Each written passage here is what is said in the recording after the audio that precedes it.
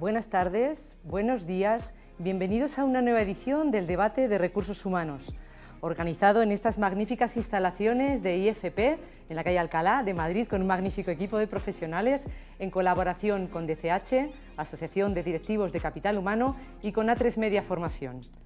Hoy nos hemos reunido para hablar de los cambios en la incorporación al mundo laboral. Vamos a hablar de los nuevos profesionales y los retos a los que se enfrentan. Para ello contamos con 4 grandes profesionales y vamos a tratar de 3 temas. El primero, vamos a hablar del estatuto del becario. Segundo, vamos a hablar de los contratos fijos discontinuos y por último vamos a hablar de la nueva ley de formación profesional dual. Os animo, como siempre, a que participéis en las redes. Queremos hacer un debate, no tratamos solo de compartir conocimiento, lo que buscamos también es generar debate y ver diferentes perspectivas. Es por eso que contamos, como digo, con estos magníficos profesionales. Así pues, comenzamos.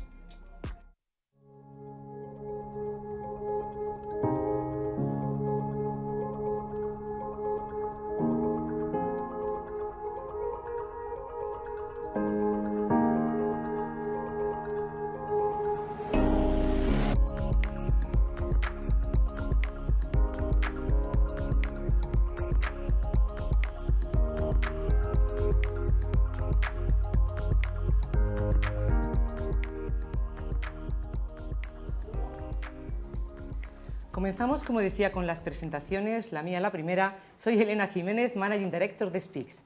Me acompañan Martín Hermoso, comienzo por ti. Martín es abogado de la Vicesecretaría General de Política Sindical de la Comisión Ejecutiva Confederal de UGT, licenciado en Derecho, máster en Derecho Laboral y en Dirección y Gestión de los Sistemas de Seguridad Social, y también cuenta con cursos de especialización sobre relaciones laborales en Europa y diálogo social. Martín es miembro del Comité de Diálogo Social Europeo, de la Comisión Permanente de la Comisión Consultiva Nacional de Convenios Colectivos y del patronato de la Fundación del Servicio Interconfederal de Mediación y Arbitraje. Bienvenido, Martín. Muchas gracias. Continúo con las presentaciones. Ana Hernández, buenas tardes. Es asociada senior de la práctica laboral en Allen & Overy Spain. Cuenta con más de 24 años de experiencia, ha sido socia directora de PwC y profesora en varios módulos del máster de la Universidad Pontificia de Comillas. Especialista en asesoramiento integral en materia laboral en empresas nacionales e internacionales, Ana. Y además es especialista en diseño estratégico en relaciones laborales. Ha sido reconocida por prestigiosos directorios legales internacionales como Chambers & Partners y Legal 500 como especialista en Derecho Laboral. Continuamos y damos la bienvenida a Jorge Raiz. Bienvenido, licenciado en Administración y Dirección de Empresas y con más de 20 años de experiencia en el campo de la consultoría de gestión del talento en proyectos nacionales e internacionales. Director actualmente del área Rewards and Performance de AON España. Actualmente lideras un equipo experto de consultores con amplia experiencia en compensación y beneficios, organización, desarrollo e igualdad. Previamente a incorporarte en AON, en 2019 trabajaste en Korn Ferry durante 12 años siendo parte de su comité de dirección, gestionando cientos de proyectos de valoración de puestos, retribución, beneficios, evaluación del talento, desarrollo y compromiso. Reconocido profesional y ha dirigido importantes proyectos de consultoría en grandes multinacionales. Por último, para mí es un placer presentar a Juan Carlos Tejeda, mi querido Juan Carlos, casi 30 años en el ámbito de la formación. Durante 10 ha desarrollado diferentes puestos en la Fundación Estatal para la Formación en el Empleo, Fundae, siendo en la actualidad miembro de su patronato.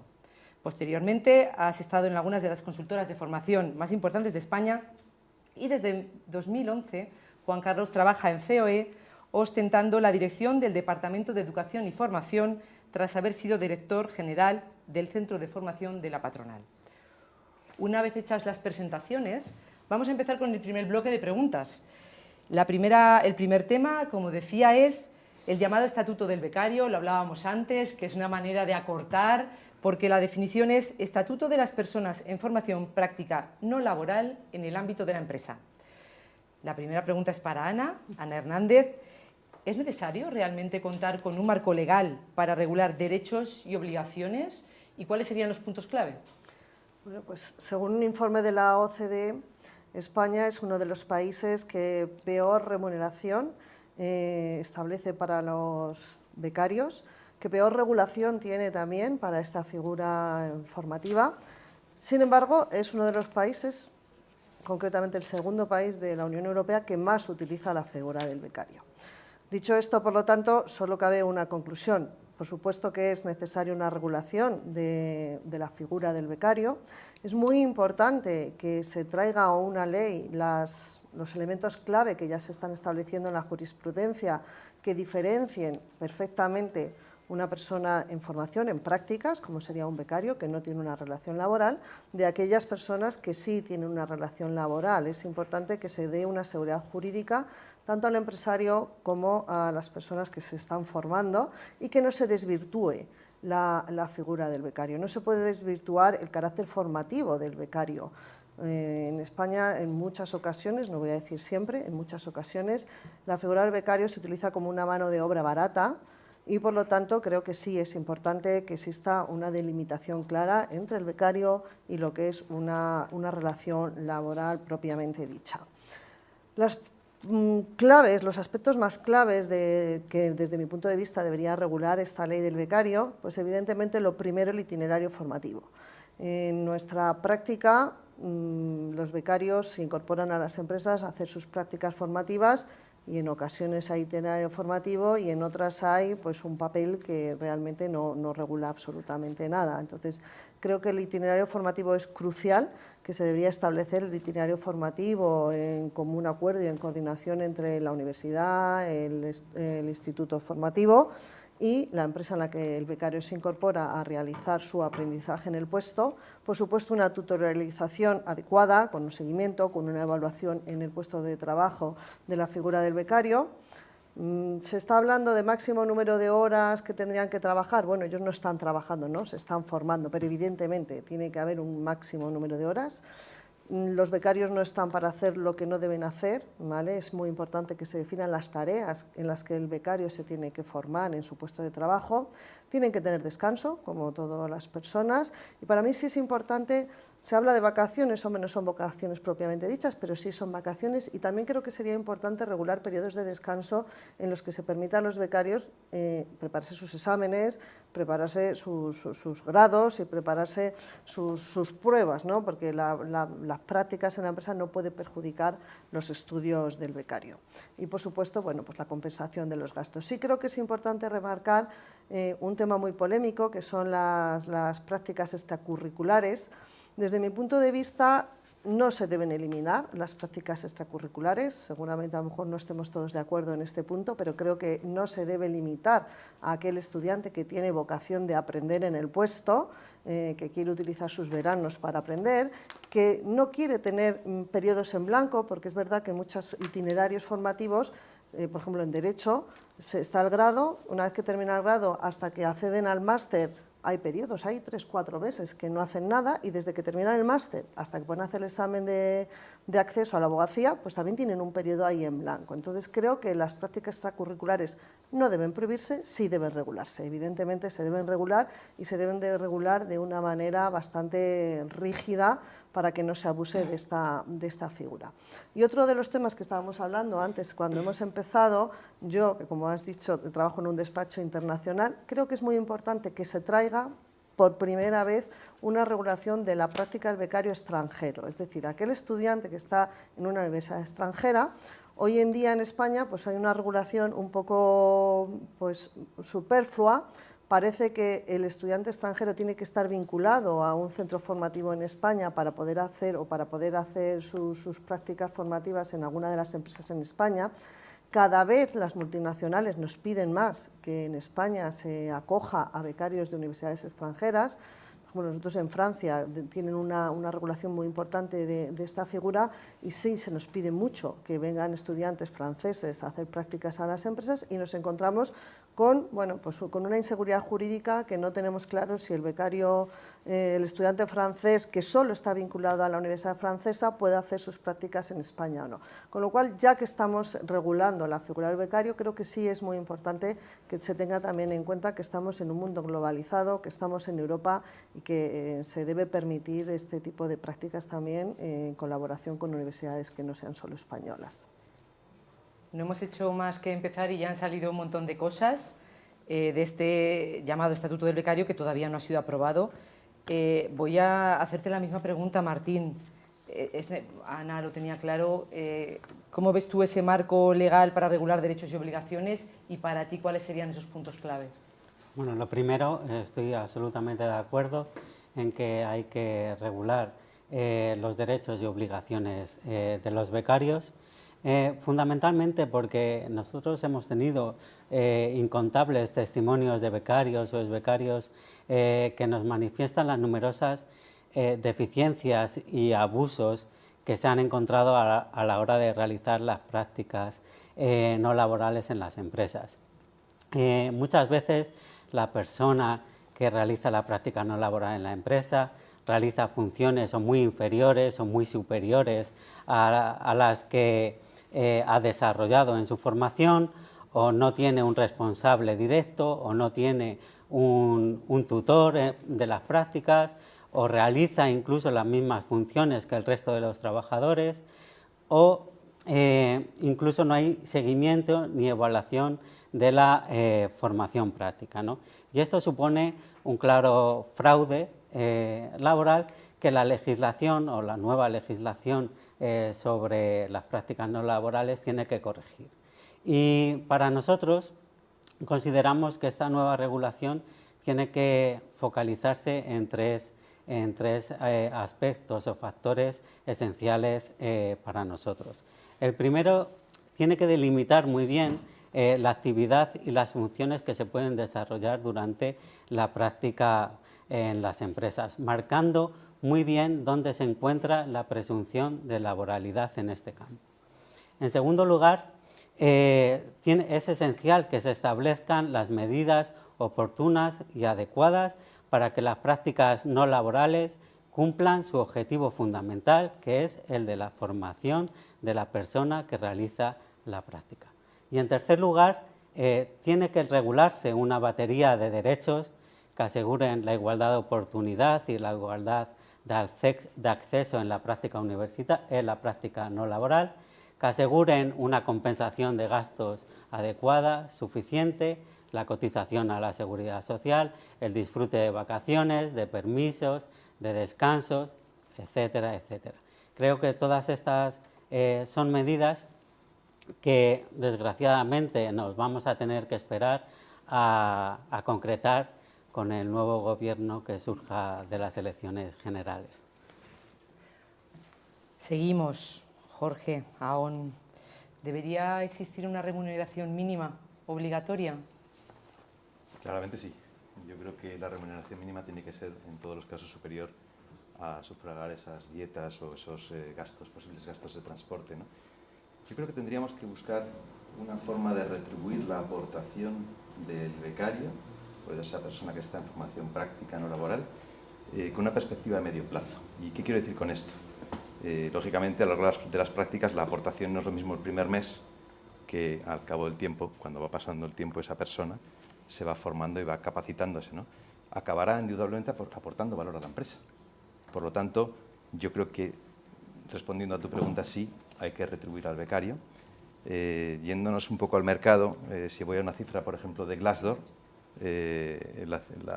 digamos, la retribución media en España son 730 euros al mes por becario, ¿vale? Por lo cual yo creo que vamos por buen camino, ¿no?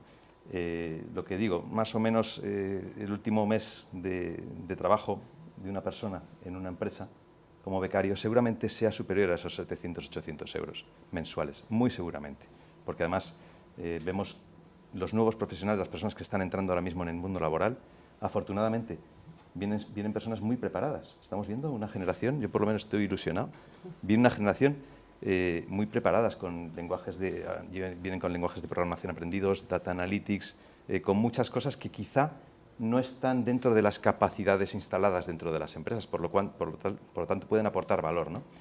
Si hiciéramos en la mitad de un proceso de trabajo en formación práctica no laboral, lo que nosotros hacemos siempre los consultores, una valoración del puesto, es decir, realmente qué es lo que está aportando este puesto a esta compañía, seguramente no nos salían 800 euros de retribución, nos saldría bastante más, ¿vale? Pero bueno, eso es un poco como, al final, lógicamente, la empresa tiene que plantear un contrato que también tiene un coste de formación, por lo tanto es un gana-gana, pero en ese gana-gana, lógicamente, el becario tendría que obtener una retribución a cambio. Digamos que si aplicáramos la matemática y hiciéramos una regresión lineal del día 1 lo que aportas, el día n final lo que aportas, y dices vamos a hacer lo que ganas cada mes, eso no se puede hacer, hay que buscar esa retribución intermedia, pero tengamos en cuenta que el punto final, es decir, ¿por cuánto se está incorporando un junior al mercado laboral? Estamos hablando por salarios, y hablo de políticas de empresa en función de los datos que nosotros tenemos, en torno a 24.000 euros mínimo de retribución fija, pero es que hay letrados en formación que están entrando en despachos por encima de 40.000.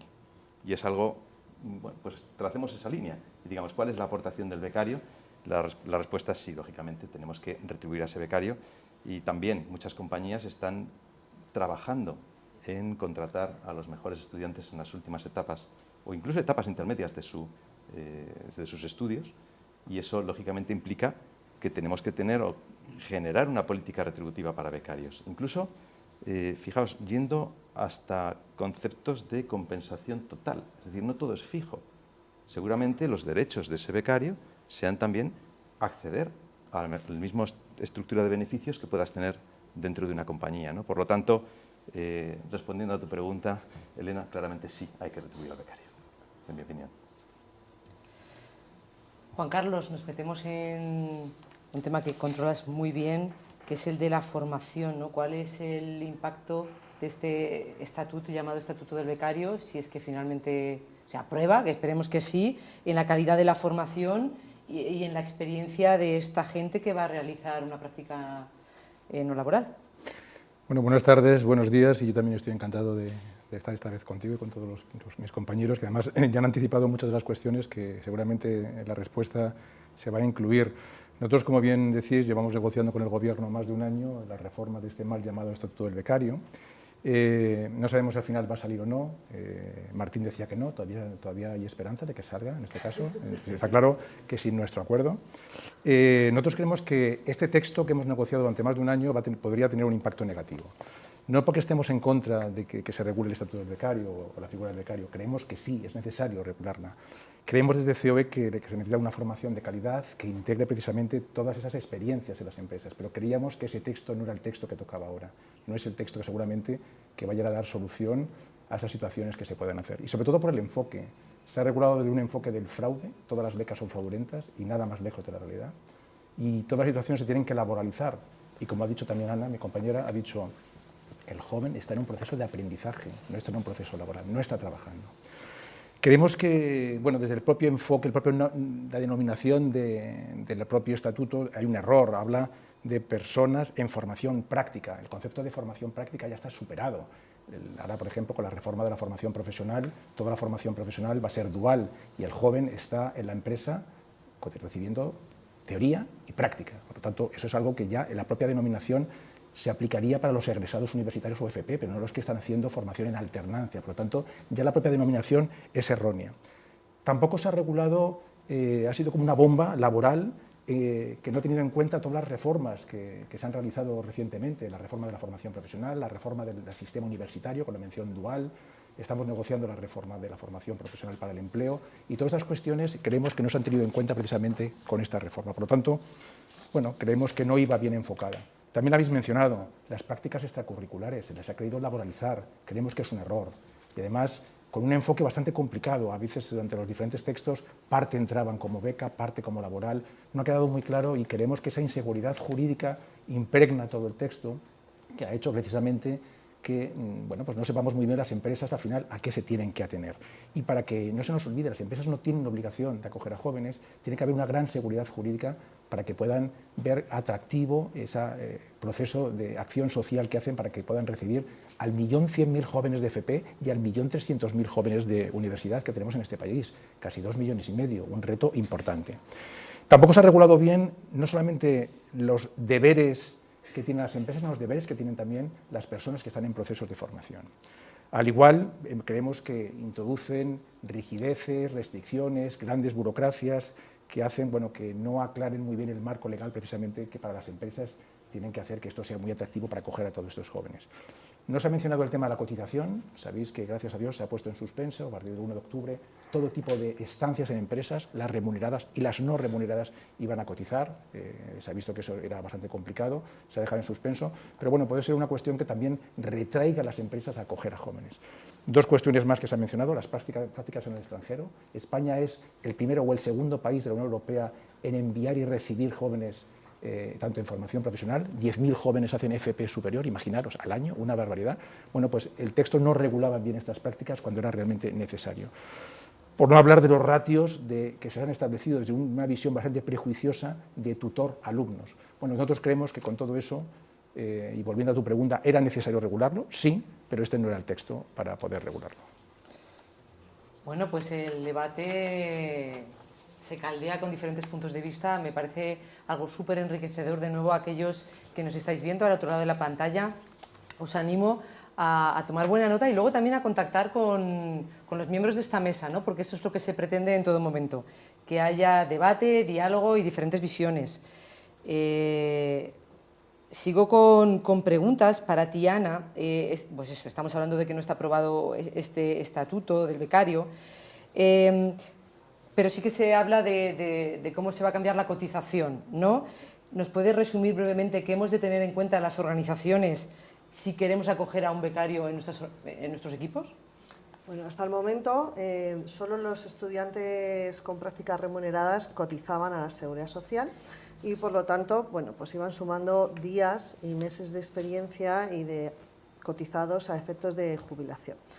Es verdad que se ha dejado en suspenso, pero también es verdad que el Real Decreto 2/2023 de 16 de marzo, aunque el Estatuto del Becario no esté aprobado, sí ha modificado la disposición adicional 52ª, ni más ni menos, de la Ley General de Seguridad Social, estableciendo la obligación, la asimilación de todos los becarios, ¿vale?, de los estudiantes que están haciendo prácticas en las empresas, a trabajadores asimilados por cuenta ajena. ¿Qué significa asimilados por cuenta ajena? Bueno, pues que no son trabajadores por cuenta ajena, cotizan por contingencias comunes y contingencias profesionales y no cotizan pues, a ciertas contingencias como puede ser el desempleo, como puede ser Fogasa, como puede ser la formación profesional y en el caso de las prácticas no remuneradas no se contempla tampoco que se cotice para la prestación de incapacidad temporal. ¿Qué tipo de prácticas eran las que están incluidas en esta cotización que en teoría entraba en vigor el 1 de octubre del 2023? Pues los alumnos universitarios de grados, de máster, de doctorado en las universidades y de diplomas de especialización y los alumnos de formación profesional que no estuvieran en régimen de formación profesional intensiva. Desde el 1 de octubre de 2023, como digo, ahora veremos qué ocurre, pero bueno, en principio entraba en vigor esta cotización tanto para las prácticas remuneradas como para las prácticas no remuneradas. Es decir, a partir de esta fecha, en teoría, deberían empezar a cotizar tanto los becarios remunerados como los becarios no remunerados. Habría que darles de alta en Seguridad Social cuando empiezan su formación en el puesto de trabajo y habría que darles de baja en el momento en que terminen. En teoría había una bonificación, una reducción para las empresas, lo digo para que no se asusten, que ahora nos va a costar un montón los becarios, porque como bien hemos dicho, es verdad que no se puede abusar de la figura del becario, pero también es verdad que hay muchos grados en los que la formación en empresa es obligatoria, Las empresas no tienen obligación de tener alumnos que unos serán buenos y otros a lo mejor no tan buenos, y por lo tanto, bueno, pues hay una reducción en las cotizaciones a la Seguridad Social de un 97% en teoría era para el 2023 y del 95% a partir del 2024, y sí había una diferencia, o se regula una diferencia en cuanto a cuál es la cotización de las prácticas remuneradas de las prácticas no remuneradas. En las prácticas no remuneradas, que es donde viene más el cambio, bueno, pues se establece una cuota diaria de cotización que en teoría será regulada todos los años en la Ley General de Presupuestos del Estado, ¿vale? Para el periodo de octubre 2023 a diciembre de 2023 había una cuota entre contingencias comunes y contingencias profesionales que, bueno, de 2,65 euros por día, ¿vale? En la cotización. La cotización, la obligación la tiene el empresario tiene la obligación de dar de alta y de practicar esta cotización, y va a ser una cotización trimestral. Sabemos que la cotización de un trabajador ordinario es todos los meses, es mensual, con carácter mensual. La de las prácticas no remuneradas está establecida con carácter trimestral, incorporándose o realizándose la cotización siempre al mes siguiente del trimestre correspondiente. Es decir, enero, febrero y marzo se cotizaría en abril, mayo y junio se cotizaría en julio, julio, agosto y septiembre en octubre, y octubre, noviembre y diciembre en enero del año siguiente. En cuanto a las prácticas remuneradas, el sujeto obligado siempre va a ser aquel que vaya a hacer la remuneración, aquel que va a hacerse cargo de la remuneración. Puede ser la universidad o el centro formativo, pero bueno, en la práctica lo general es que la remuneración la pague la empresa, y por lo tanto sea también el empresario quien tenga la obligación de dar de alta, de baja al becario y realice la correspondiente cotización. La cotización se remite a los contratos formativos en alternancia, es decir, en este caso la cotización del becario se asimila a los contratos formativos. Y luego en la acción protectora simplemente se va a tener en cuenta 1,61 días cotizados por cada día de cotización de las prácticas no remuneradas, a efectos de una posible prestación de jubilación, si la hay cuando ellos lleguen a jubilarse. Gracias, Ana, por dar algo de luz, ¿no? Porque seguro que es un tema que interesa a mucha gente que nos está escuchando y que concreta, ¿no? Exactamente cómo va a ser esa cotización de octubre a diciembre, luego ya cada año se actualiza. Seguimos, Jorge Ahón, ¿cómo puede este estatuto promover una transición realmente eficaz y hacer que sea fluida esa transición a un empleo formal? Bueno, el estatuto establece una serie de medidas que aseguren, yo creo que pueden asegurar que efectivamente ese contrato es de aprendizaje. Entonces, quizá esa limitación de becarios por tutor, esos 5 becarios por tutor, esa parte de reducir a 20% el máximo de becarios por empresa, la parte de que no puedas hacer ni horas extras, ni nocturnidad, ni turnos. Yo creo que son aspectos, a ver, salvo que sean aspectos que sean necesarios para el aprendizaje, pero ahí puede haber una doble visión también, ¿no? Pero en principio lo que hace es poner una serie de límites para que el becario no sea alguien que sustituye a otro tipo de trabajadores dentro de una empresa, ¿no? Al final, que sean realmente trabajos de prácticas y de formación, ¿no? Por otra parte, al final es más probable que un becario en estas circunstancias, al haber acabado su periodo de prácticas, pues una persona que haya adquirido las competencias o algunas competencias necesarias para el trabajo futuro, ¿no?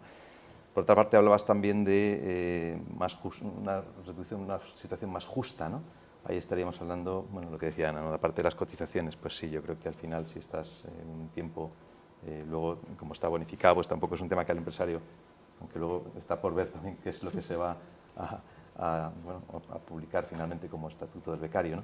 Pero realmente sí que es algo que aporta ese tiempo que hayas estado trabajando, y ahora que nos alargan la edad de jubilación tanto, y a los becarios seguro que mucho más, yo creo que esos meses, el tiempo que puedan estar trabajando como becarios, el haber cotizado, pues yo creo que es una ventaja, ¿no? Un buen beneficio, y yo creo que es de justicia, ¿no? Y bueno, al final, otro tema yo creo que a considerar es que al limitarse ese número de becarios, es posible que haya más hueco en las empresas para acogerlos de cara al futuro y que puedan llevar a cabo una posición dentro de la empresa, lo que se dice de quedarse en la empresa, ¿no? Por lo tanto, yo creo que es algo también interesante el hacer que un contrato en formación, en prácticas, contrato de becario, que consiga ese objetivo de formar a la persona, ¿no? Otra cosa es lo que decías, Martín, de la capacidad que tengan las empresas de asumir o de absorber todas esas personas en prácticas. Son dos visiones distintas también. Juan Carlos, has dejado claro que este texto no tocaba ahora, ¿no? Eso claro y meridiano, pero bueno, en cualquier caso, ¿cómo podría este estatuto fomentar la adquisición de las habilidades que el mercado laboral necesita, ¿no? Que parece que hay una discordancia entre los conocimientos que tienen los empleados o la gente que se incorpora al mercado laboral y lo que el mercado demanda? Bueno, pues como no sabemos muy bien si este estatuto va a salir, yo voy a reformular un poco tu pregunta, ¿no? Es cómo las estancias de las empresas pueden mejorar las capacidades, ¿no? Bueno, en España se produce la gran paradoja de que tenemos unos datos de desempleo altísimos, cercanos a un 13%, en menores de 25 cercanos al 30%, y sin embargo más de la mitad de las empresas siguen sin tener personal cualificado para incorporar en sus puestos de trabajo. Existe una especie de mismatch importante entre oferta y demanda, lo cual es un drama, máxime en el año europeo de las skills, precisamente. Tenemos vacantes por todos los sitios, simplemente en el ámbito de la economía digital, nuestra patronal Digitales ha hecho un informe, el año pasado había aproximadamente 120.000 puestos vacantes sin cubrir, es decir, en este país, lo cual es un tema que nos debe llegar a preocupar. La dualidad o las estancias a las empresas está demostrado, y hemos publicado un informe recientemente del Consejo Económico y Social, donde los jóvenes que pasan por empresa durante su formación o posteriormente a formación se insertan mucho más rápida y mejor en el ámbito laboral, se incorporan al mercado laboral mucho más fácil. Porque esto es lo que llaman los ingleses de learning by doing, aprendiendo haciendo. Haciendo es como se te quedan las cosas, más que con la formación meramente más teórica.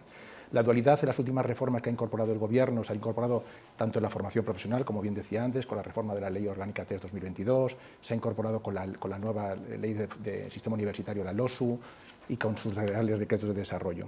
Porque todo, antes decía Jorge que esto era un ganar-ganar, yo creo que es un ganar-ganar-ganar, o sea, gana por una parte las empresas, por una parte porque hace una formación en el joven que está muy vinculada a sus necesidades reales, inmediatas, y eso es bueno. También porque para las empresas el tener jóvenes en formación, en aprendizaje, que no trabajando, es una selección natural que pueden hacer. Hace poco hablaba con una gran empresa de este país que tenía 20 jóvenes y decían el 87% se nos va a quedar este año ya. Creo que es una selección natural que van haciendo, sobre todo cuando hay cambios generacionales. Se genera una alta fidelización del joven con la marca, con la empresa, y de la empresa con el joven, porque lo han conocido desde el principio, ¿no? Les han ido formando y conformando como grandes profesionales.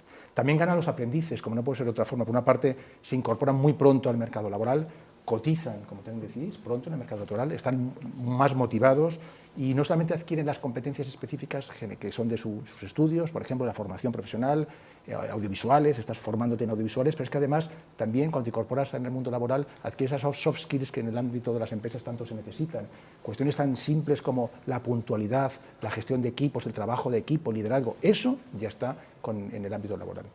Y cómo no, gana el Estado porque esa carga de cotización, bueno, pues también se aligera un poco las arcas de nuestra maltrecha administración, ¿no? La administración central y las autonómicas. Se reduce el desempleo juvenil, como decía, ya está demostrado, y se aumenta también la cotización de la seguridad social pues desde los 16, 17 años. Por lo tanto, creemos que cualquier estancia en la empresa, y ante tu pregunta, sirve para mejorar la inserción laboral y mejorar las capacidades de los jóvenes.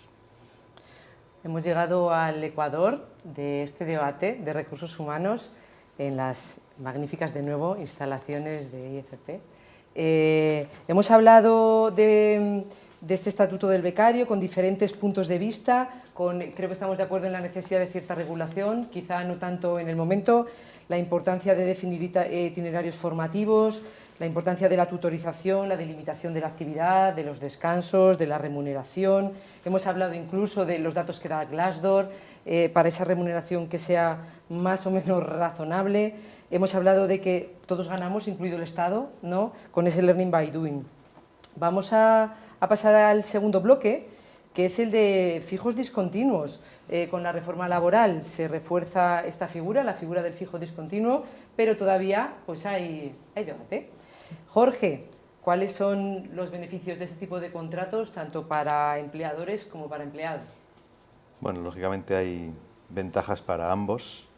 Diríamos que al ser un contrato indefinido ofrece lógicamente una mayor estabilidad para ese trabajador, aunque bueno, todo depende de la extensión de esos periodos efectivos de trabajo, ¿no?, que pueda tener esa persona, ¿no? Lógicamente, esa reducción de la temporalidad supone una serie de beneficios a través de la creación de un empleo más estable, ¿no?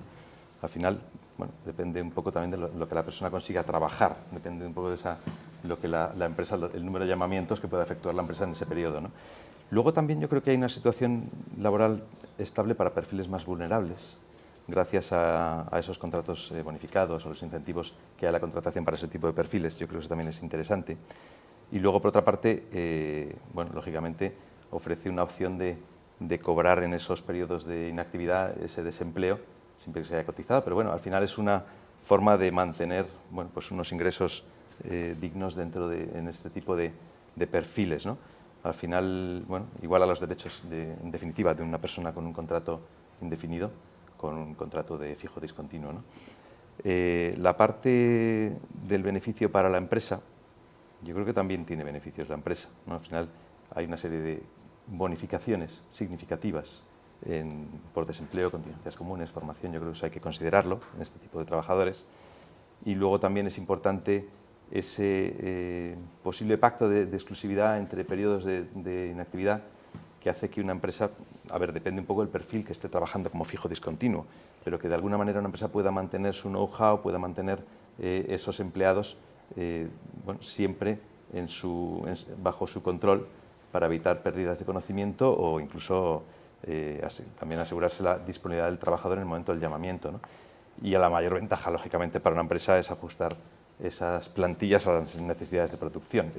Por eso está esta ley, ¿no? Con lo cual yo creo que eso es un poco lo que tenemos que ir, ¿no? Ajustar la producción y la plantilla, ¿no? Tener un equilibrio. Ahora vamos a escuchar la opinión de agentes sociales. Martín, UGT, ¿crees que estos contratos brindan suficiente seguridad laboral a los empleados? Pues bueno, pues lo que hay que decir que fundamentalmente, y gracias a la reforma laboral del 2021, la nueva regulación del contrato fijo discontinuo no solo proporciona más seguridad al trabajador, sino que también le proporciona una mayor estabilidad a las personas trabajadoras, como ya se ha dicho. Por ejemplo, en cuestión de mayor seguridad, que el trabajador o la trabajadora sepa desde el mismo momento que se le contrata cuál va a ser su periodo de actividad o cuál va a ser la distribución de su jornada laboral, o que sepa que la empresa está obligada a realizar el llamamiento con una antelación adecuada, sin duda proporciona una mayor seguridad a la persona con este tipo de contratos fijos discontinuos. Pero además, como he dicho, proporciona una mayor estabilidad laboral, sobre todo si lo comparamos con la contratación temporal que este tipo de contrato pretende absorber.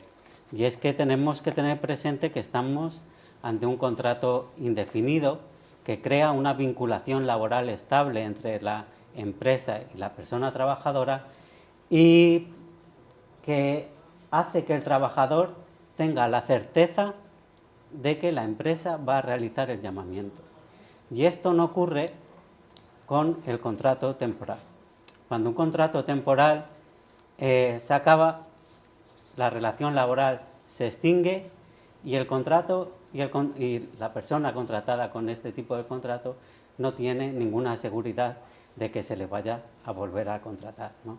Entonces, en este sentido, nosotros sí creemos que la nueva regulación de este nuevo contrato fijo discontinuo proporciona más seguridad al trabajador, más estabilidad y mayores posibilidades de promocionar laboralmente y personalmente.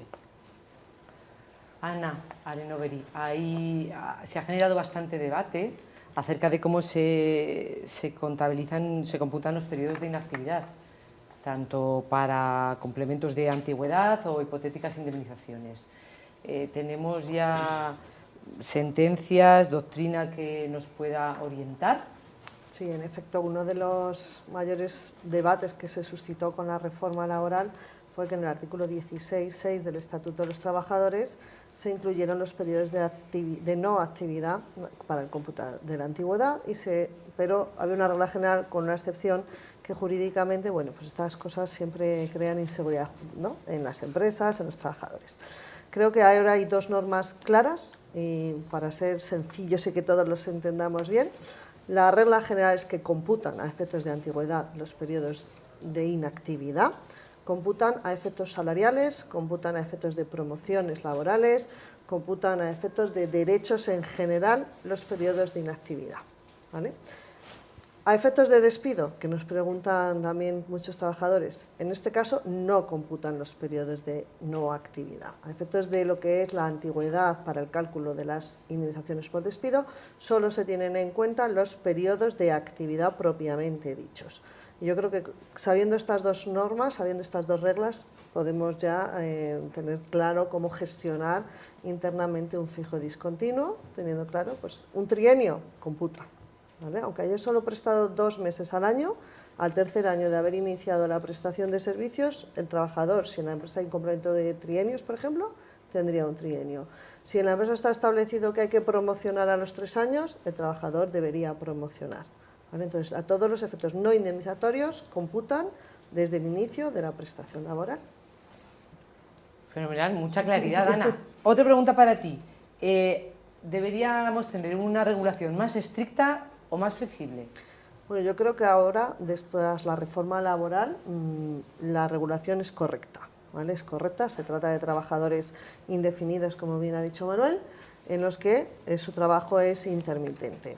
Ahora bien, creo que sí que es importante realizar un llamamiento, como ya se ha hecho en la ley, como se ha vuelto a incorporar en el 5º acuerdo del empleo y de la negociación colectiva, un llamamiento a la negociación colectiva para que determine y detalle aquellos aspectos que es necesario regular para no generar pues, otra vez inseguridad jurídica, que es lo peor que puede haber, ¿no?, para la empresa y para el trabajador en cuanto a cómo hay que hacer el llamamiento, cuándo hay que hacer el llamamiento, por qué medio tengo que hacer el llamamiento, con qué preaviso tengo que realizar este llamamiento, cuál es el orden que debo seguir, porque bueno, hasta la reforma el fijo discontinuo realmente era un contrato que no se utilizaba apenas nunca en España, ni siquiera en el campo, que todo el mundo pensábamos que en el campo se utilizaba, ni siquiera los temporeros usaban en muchas ocasiones el fijo discontinuo. Es un contrato nuevo que nos tenemos que acostumbrar a gestionar, que no es fácil de gestionar, es un contrato complicado. Entonces sí que es importante que los convenios colectivos o los tanto sectoriales como los acuerdos de empresa regulen este tipo de circunstancias del llamamiento para que los trabajadores sepan cuándo se les va a llamar, qué tienen que hacer cuando se les llama.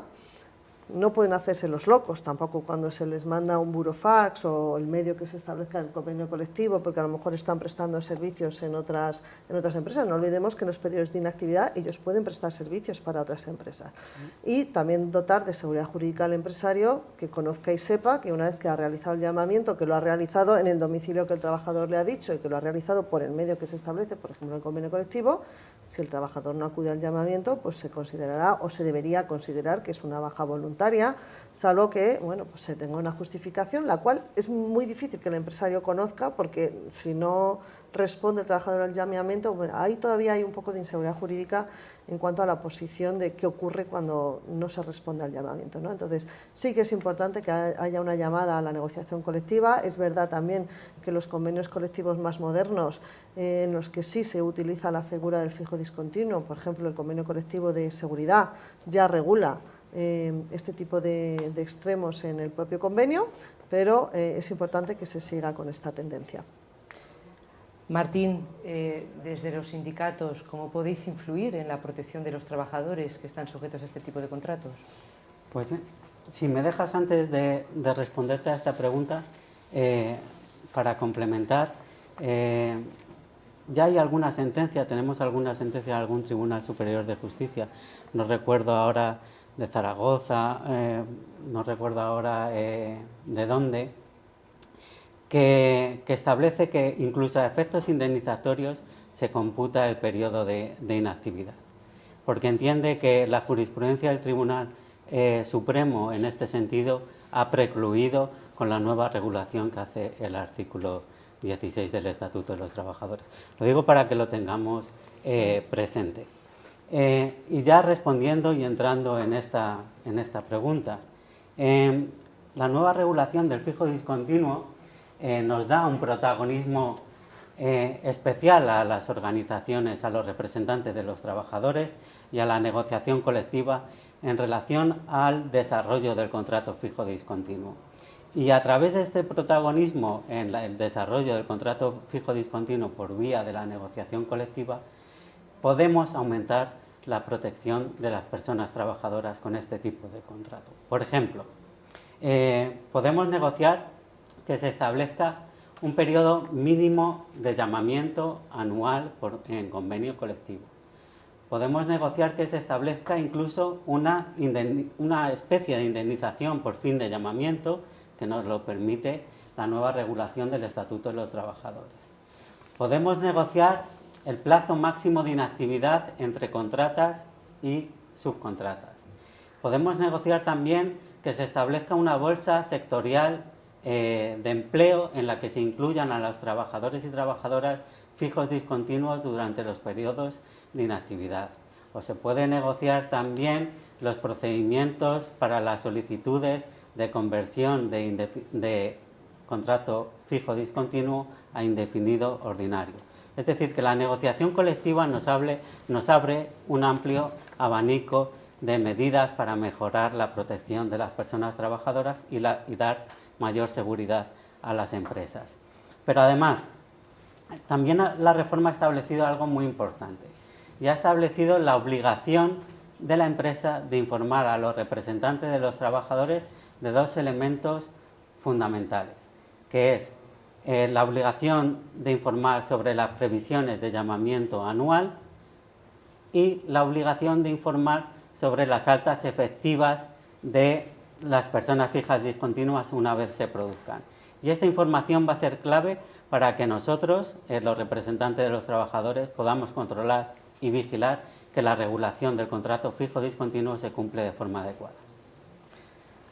Jorge, para ir acabando este bloque, ¿este tipo de contratos son útiles en todos los sectores? No, claramente no. Al final estamos hablando de contratos donde existe una clara temporalidad o estacionalidad en el empleo, y yo creo que al final requiere que empresas que requieren un trabajador en momentos específicos, ¿no? Pero no de forma continuada. Entonces yo creo que lógicamente no todos los sectores cumplen con esos principios. Al final estamos hablando de actividades con carácter estacional, vinculadas con productivas de temporada, por ejemplo, las que estaban quizá también bajo la modalidad de trabajo temporal, ¿no? Incluimos también aquí gestión de contratos mercantiles o administrativas, que pudiendo ser previsibles, pero forman parte de la actividad de una empresa, ¿no? Por otra parte, hablamos siempre de sectores turísticos, pero vamos, fuera del turístico, un conductor de un autobús escolar pues también puede ser objeto de un contrato fijo discontinuo, ¿no? Al final estamos hablando de sectores donde esa estacionalidad es importante, que no así en otros sectores donde la demanda de talento cualificado, la guerra por el talento que hemos dicho desde hace muchos años, se ha establecido y es imposible aplicar un contrato fijo discontinuo. Más que nada porque si una persona estuviera en fijo discontinuo, en contrato fijo discontinuo, en esa modalidad, en ese tipo de sectores, jamás haría caso en llamamiento, porque ya tendría otro trabajo en el momento de que llegara el llamamiento, ¿no? Por lo tanto, hablamos de sectores como el de energía, incluso consumo, consultoría, que es un sector bastante importante ahora mismo también en España. Entonces yo creo que ahí son sectores de alta cualificación donde es imposible establecer este tipo de contrataciones, ¿no? O sea, son perfiles también quizá más cualificados. Hay una reflexión, ya que hablamos de fijos discontinuos y hablamos también de formación profesional dual, que hablaremos ahora, realmente sí que podría ser en el momento de inactividad, pues poder trabajar a lo mejor en una parte de formación y reducir esa temporalidad, ¿no? Los periodos de inactividad, pero bueno, es una simple reflexión. Cerramos este bloque de fijos discontinuos, una llamada importante a la negociación colectiva para afinar ciertos puntos en función del sector y luego también a la expectativa de la jurisprudencia que se vaya asentando, ¿no?, a este respecto. Entramos en el último bloque, que es relativa a formación profesional dual, relacionado también con la ley aprobada recientemente. Te voy a hacer una pregunta, Juan Carlos, que ya sé la respuesta, pero te la tengo que hacer. ¿Debería promoverse la FP como una alternativa igualmente válida a la educación superior universitaria? Bueno, pues una pregunta muy oportuna. No es que debería, ya es una alternativa. Ya la FP ha dejado de ser esa segunda vía o una vía de doble sentido, supletoria. Ya es absolutamente, la FP es absolutamente complementaria a la universidad y la universidad a la formación profesional. La reciente reforma que entró en vigor el año pasado ya establece canales de conexión, y eso es bueno en cuanto a la acreditación de los grados, la acreditación de los diferentes créditos colaboración entre centros de formación profesional y universidad y que se reconozcan itinerarios conjuntos. Pero os voy a dar una serie de datos que ponen en manifiesto que hoy por hoy la FP es la que está tirando del carro de la inserción laboral y de la formación en este país. Mirad, frente a los 600, casi 700.000 matriculados en el año 2021-22 en bachillerato, ya hay 1 millón de matriculados en formación profesional. Ha crecido un 15% en los últimos 3 años. Esto va a una velocidad tremenda. Y en breve vamos a coger a los universitarios, que es 1.300.000, que crece solo a un ritmo de 1, 2 o un 3% cada año. Eso en cuanto a la inserción, a la matriculación. Si bien es cierto que todavía estamos bastante alejados de los países de nuestro entorno, donde en los países de la media europea, si vemos a la población activa, aproximadamente el 25% de la población activa tiene formación de FP y aquí es un 12%, por lo tanto vamos rápido, pero todavía tenemos recorrido. En cuanto a los datos de inserción laboral, esto no se conoce, yo creo que es importante que se ponga de manifiesto y máxime cuando estamos en un centro de formación profesional. Mirad, los datos del año 2022, frente al 1.800.000 contratados universitarios, tenemos 2.600.000 de formación profesional, es decir, un 45% más de FPs que de grados universitarios. Por lo tanto, bueno, es una buena opción para incorporarte al mercado laboral mucho más rápido. Y, cómo no, también datos salariales. Todavía existe cierto gap en los datos salariales de los egresados universitarios y egresados de formación profesional, pero haciendo un análisis de lo que pasó de la pandemia, los egresados de FP, su caída fue mínima frente a la de los egresados universitarios, que fue mucho más flexible a este proceso que se produjo en cuanto a la pandemia. Por lo tanto, ante tu pregunta, la FP ya es una alternativa real a la universidad y tanto FP es complementaria a la universidad como viceversa. Cada año muchos jóvenes de formación profesional pasan a la universidad, pero muchos jóvenes de universidad se matriculan en la formación profesional. Jorge, ¿en qué medida esta formación práctica facilita, promueve una mayor productividad en el entorno laboral? Bueno, todos conocemos el problema que tenemos actualmente de escasez de talento, ¿no? Por una parte, y muchas veces los motivos que se esgrimen de esto son, primero, sobrecualificación en muchos casos, en otros casos falta de formación o falta de reconocimiento, es decir, la formación que uno ha ido adquiriendo por la experiencia que no esté reconocido, ¿no?, en algún tipo de titulación, ¿no? La reflexión es cuántas vacantes se han quedado sin cubrir en los últimos años y ahora mismo, por un problema de sobrecualificación o por no encontrar a esa persona que, a pesar de tener esa experiencia, no tiene esa cualificación requerida, ¿no? Bueno, al final esta escasez de talento, ¿qué genera? Genera inflación salarial. Es tratar de encontrar a perfiles que son escasos y, bueno, pues lógicamente las empresas tratan de conseguirlos por un salario quizá más alto de lo que correspondería en muchos casos, ¿no? Sí que es cierto que esto puede resolverse. Yo creo que tenemos una vía de solución y es esa colaboración de las empresas, el entorno público-privado, para que se definan cuáles son los perfiles competenciales necesarios y de conocimientos. Lo que hablamos de habilidades técnicas y habilidades, las soft y hard skills, pues cuáles serían las necesarias y cubrirlo a través de lógicamente, este canal de la formación profesional dual, ¿no? Yo creo que sería interesante. Al final, esos niveles podríamos incrementar la productividad en la empresa española si se quitaran un poco los estigmas que hay sobre la formación profesional. Y yo creo que parecido a lo que puede ocurrir en países del norte de Europa, ¿no?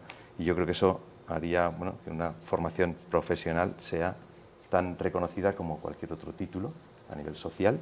Y bueno, al final, lógicamente, si aproximamos oferta y demanda de personas en el mercado, lógicamente conseguiremos contener los salarios, hacer que los salarios sean justos, pero no excesivamente altos, y mejorar la productividad. Gracias, Jorge. Martín, ¿qué papel desempeñan los sindicatos en este tema de la FP? Pues bueno, lo que hay que decir es que, con carácter general, no puede haber una formación profesional eficaz y ajustada a la realidad empresarial y laboral sin la participación de las organizaciones sindicales y empresariales más representativas. Que estas organizaciones sindicales y empresariales más representativas somos al final quienes mejor conocemos el tejido productivo, la realidad de las empresas y las necesidades de formación de los trabajadores, ¿no?